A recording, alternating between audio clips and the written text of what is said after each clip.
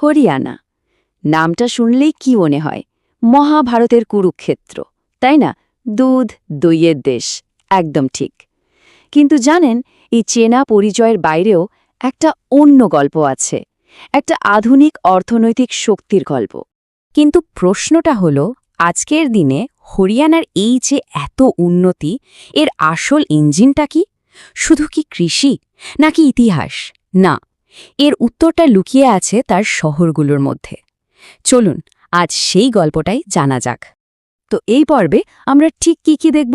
প্রথমে হরিয়ানার মূল কেন্দ্রটা বুঝব, তারপর ডুব দেব এর ঐতিহ্য আর শিল্পের শহরগুলোতে, আর শেষে দেখব কিভাবে গুরুগ্রাম আর ফরিদাবাদ মিলে রাজ্যের অর্থনীতির পুরো ছবিটাই বদলে দিয়েছে। আসলে হরিয়ানার আসল শক্তিটা কিন্তু লুকিয়ে আছে এর শহরগুলোর মধ্যে। এখানেই দেখবেন ইতিহাস আর আধুনিকতা কি দারুণভাবে মিলেমিশে একাকার হয়ে গেছে। তো চলুন শুরু করা যাক সেই শহরগুলোর গল্প দিয়ে। তো প্রথমে আমরা কথা বলবো সেই শহরগুলো নিয়ে যেগুলোকে বলা যেতে পারে হরিয়ানার ভিত্তি: পানিপাত, আম্বালা আর যমুনানগর। এই তিনটে শহরই রাজ্যের বৈচিত্র্য আর শক্তির আসল প্রতীক। প্রথমে আসি পানিপথের কথায়। এর নাম শুনলেই একটা পরিচয় মাথায় আসে, তাঁতিদের শহর, তাই না? আর এই নামটাই কিন্তু এর আসল পরিচয়। ঐতিহাসিকভাবে পানিপথ যে কতটা গুরুত্বপূর্ণ তা তো আমরা সবাই জানি। এখানেই হয়েছিল সেই বিখ্যাত তিনটে যুদ্ধ: 1526, 1556 আর 1761-তে।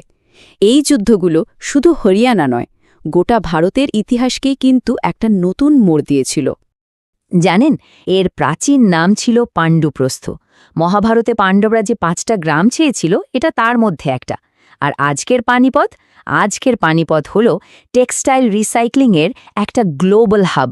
এখানকার তৈরি কম্বল, কার্পেট আর টেক্সটাইল তো বিশ্বজুড়ে বিখ্যাত। ভাবুন একবার, ইতিহাস আর বর্তমানের কি দারুণ একটা মেলবন্ধন। আচ্ছা, পানিপথ তো গেল, এবার চলুন যাওয়া যাক আম্বালায়। এর পরিচয়টা কিন্তু বেশ আধুনিক, বৈজ্ঞানিক যন্ত্রপাতির শহর।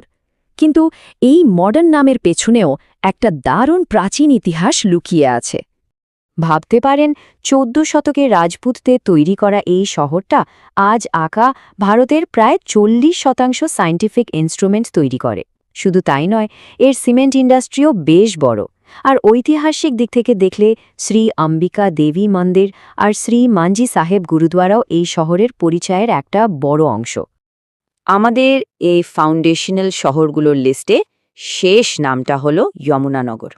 এর ডাকনাম পেপার সিটি। নামটা শুনলেই বোঝা যায় এর আসল পরিচয় কি, তাই না? যমুনা নদীর পাড়ে এই শহরটা জুড়ে রয়েছে প্রচুর প্লাইউড ফ্যাক্টরি আর পেপার মিল। তবে এর একটা পৌরাণিক দিকও আছে। মনে করা হয় পাণ্ডবরা তাদের বনবাসের সময়টা এখানকার পঞ্চতীর্থী ধামেই কাটিয়েছিলেন।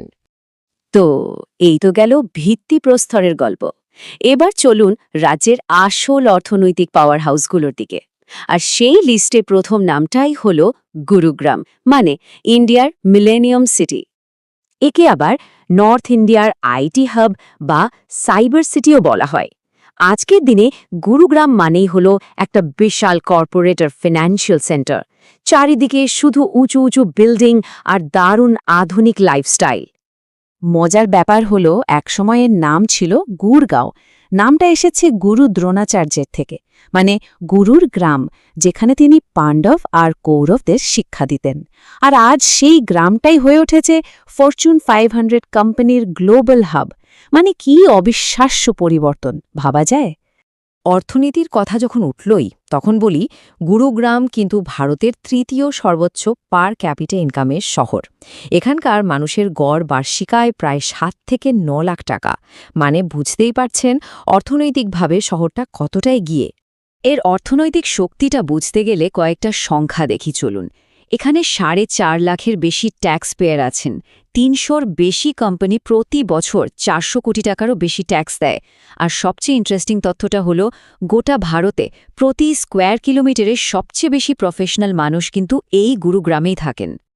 গুরুগ্রামের পর এবার আসা যাক হরিয়ানার দ্বিতীয় অর্থনৈতিক স্তম্ভ, মানে ফরিদাবাদের কথায়।